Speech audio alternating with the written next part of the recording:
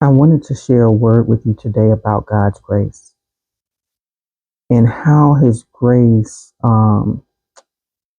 is an equalizer, and it catches us up, to where we need to be because He fills in the blanks. He comes in and shows His strength where we have weaknesses.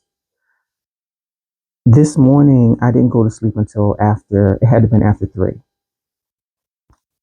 But when the sun came up, I rose with the sun. I didn't, I had the energy that I needed to have when the sun came up. It was like the sun rose on the inside of me as well, even though I didn't have a lot of sleep. That's grace. Before I woke up, the Holy Spirit was communicating something to me about this grace that catches you up, even though it may seem like you have a deficiency or there's a delta somewhere. His grace will catch you up. It's that grace that, by its true meaning, even believers have a problem grasping because it seems like it's unfair, but God has never said He was fair, right? Favor is not fair. It's that the first shall be last and the last shall be first kind of grace.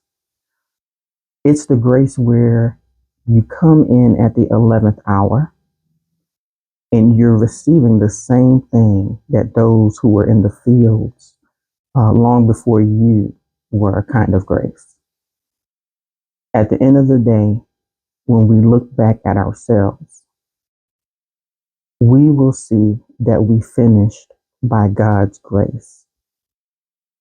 You will see those who have a momentum, motivation, and upward mobility, and everything seems to fall into place for them. And it feels sometimes like you can't get the right balance to get going and the stamina that's needed to keep on, moving. And sometimes we feel like we know God has a plan for us, but why can't we get that stride? Why can't we get in that stride?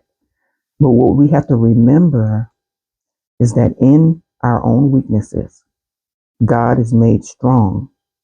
And so His grace is the X factor in your success. Your weakness is not meant to slow you down, but it's meant to make room for God's strength to bring you where you need to be. Accept His grace for what grace is and allow Him to catch you up in making up for what you lack. Remember that the last shall be first.